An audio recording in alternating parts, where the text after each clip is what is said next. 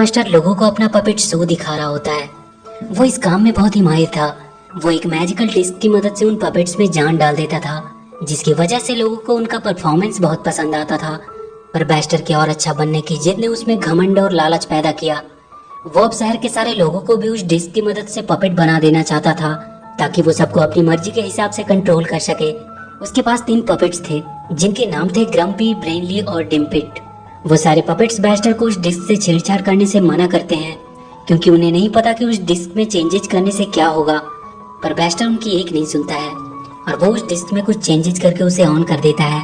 उस डिस्क के ऑन होते ही वहाँ लाइटनिंग होने लगती है और देखते ही देखते बैस्टर का हाथ अचानक से बड़ा हो जाता है, जो देखने में किसी लकड़ी का बना हुआ लग रहा था।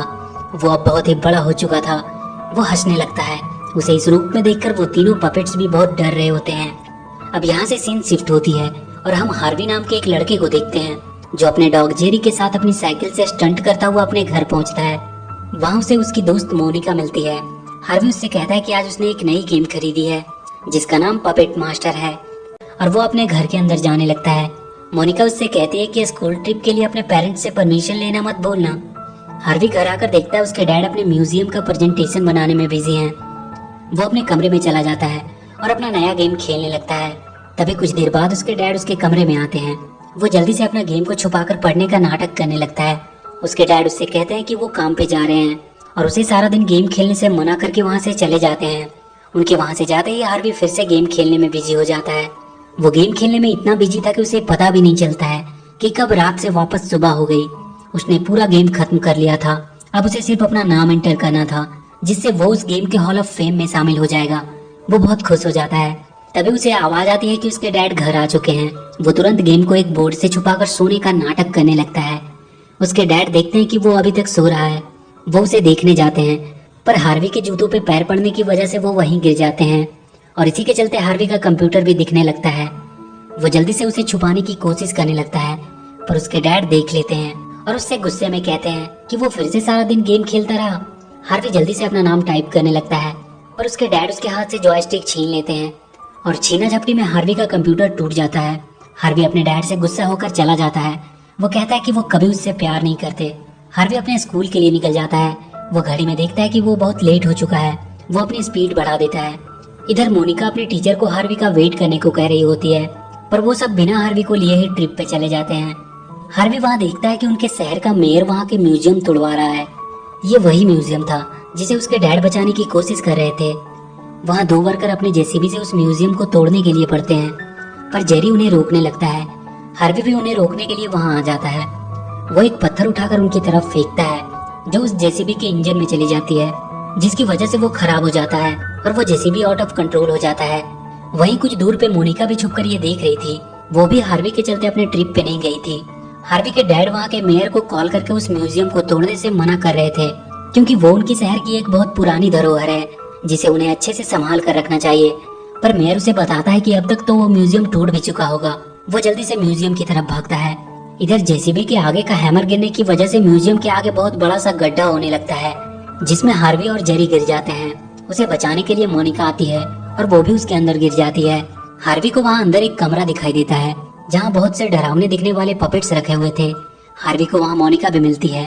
तभी हार्वी को वहाँ दीवार पे एक डिस्क दिखाई देता है, जो उसे उसके जॉयस्टिक की तरह ही लगता है। वो उसे वहाँ से निकाल लेता है और उसे ऑन कर देता है। वहाँ फिर से वही लाइटनिंग होती है और वहाँ के नीचे से एक घूमती हुई सीढ़ी निकलती है, जो ऊपर की तरफ जाती है। वो तीनों उसके सहारे ऊपर आ जाते हैं। हार्वी के डैड भी भागते भागते म्यूजियम तक पहुँच चुके थे। वो देखते हैं कि म्यूजियम तो अभी भी सही सलामत है। हार्वी, मोनिका और जेरी ऊपर एक बहुत बड़े रूम में पहुँच चुके थे। वहाँ उन्हें बहुत से पपेट्स दिखाई देते हैं। तभी वहाँ उन्हें वही 3 बैस्टर के पपेट्स दिखाई देते हैं। डैम्पिट ब्रेनी से कहता है कि हार्वी के हाथ में वो मैजिकल डिस्क है, मतलब यही हमारा नया मास्टर है। वो हार्वी से पूछता है कि क्या वो उनका नया मास्टर है। हार्वी कहता है कि वो किसी का मास्टर नहीं है। तब ब्रेनी हार्वी को समझाता है कि उसके हाथ में जो डिस्क है उसी की मदद से पपेट मास्टर सारे पपेट्स को कंट्रोल करता है। हार्वी उसे गौर से देखने लगता है और कहता है कि क्या वो भी इन्हें कंट्रोल कर सकता है। ब्रेनी उससे कहता है कि तुम्हें ये साबित करना होगा कि तुम इस डिस्क की पावर को संभाल सकते हो। उसके बाद तुम एक पपेट मास्टर बन जाओगे और फिर तुम सारे पपेट्स को वापस से जिंदा करके इस थिएटर को पहले की तरह ही खूबसूरत बना सकते हो। मोनिका उनसे कहती है कि ये कोई थिएटर नहीं बल्कि म्यूजियम है, जो कि कुछ दिनों में ही तोड़ दी जाएगी। वो तीनों वहाँ से जाने लगते हैं।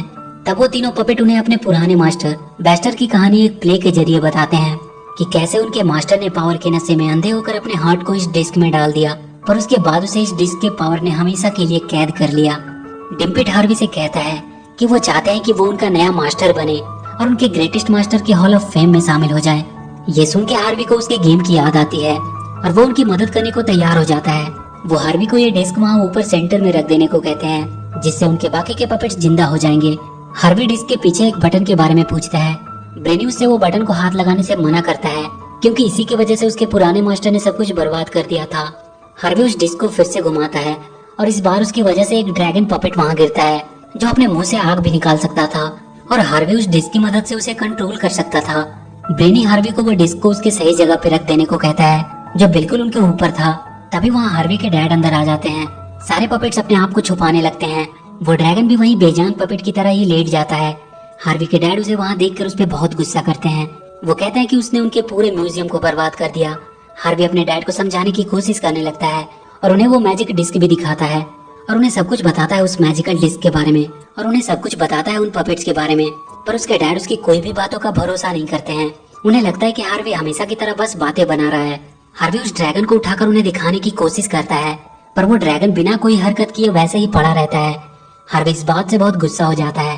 वो कहता है कि कभी भी उसके डैड उस पर भरोसा नहीं करते, क्योंकि उन्हें सिर्फ अपने म्यूजियम से प्यार है। उसके डैड भी सोचने लगते हैं कि वो हार्वी पे कुछ ज्यादा ही गुस्सा कर गए और वो उस डिस्क को उसे वापस देने लगते हैं।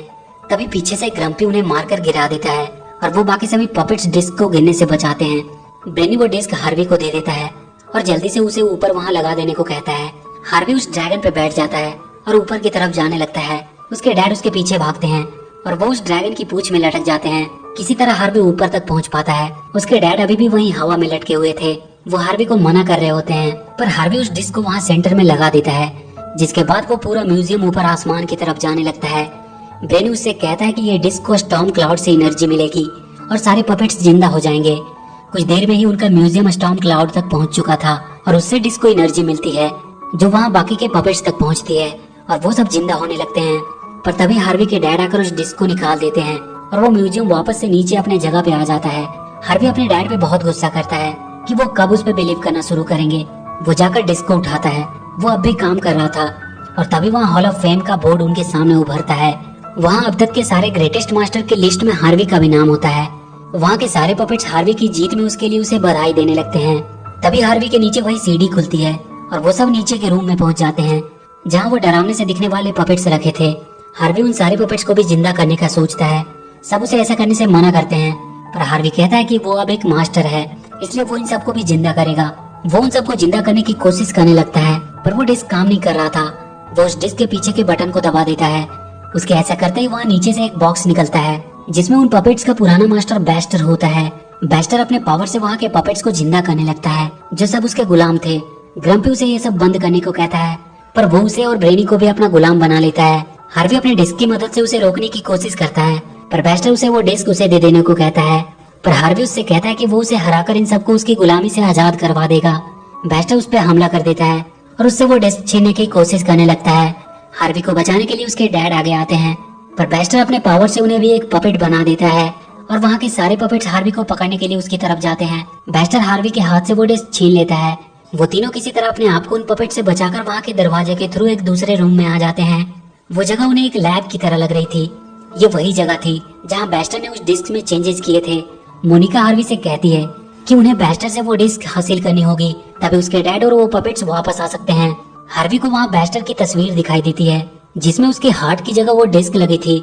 वो अब वहाँ से बाहर निकलने की कोशिश करने लगते हैं। तभी जेरी उन्हें एक रास्ता दिखाता है। वहाँ एक लिफ्ट थी ऊपर जाने के लिए। वो उसके सहारे ऊपर जाने लगते हैं। बेस्टर बाहर आकर शहर के लोग और पूरे शहर को ही पपेट्स में बदलने लगता है। तब तक हार्वी और मोनिका भी ऊपर पहुंच चुके थे। हार्वी छुपता हुआ बेस्टर के नजदीक पहुंचता है और किसी तरह उससे वो डिस्क छीन लेता है और वो भागकर उस डिस्क को वापस से उसके जगह पे लगा देता है, जिससे उसके डैड और वो तीनों पपेट्स वापस से जिंदा हो जाते हैं। पर बेस्टर फिर से वो डिस्क हार्वी से छीन लेता है और उसे वहाँ ऊपर से नीचे फेंक देता है। पर उसके डैड उस ड्रैगन को लेकर आते हैं और उसे बचा लेते हैं।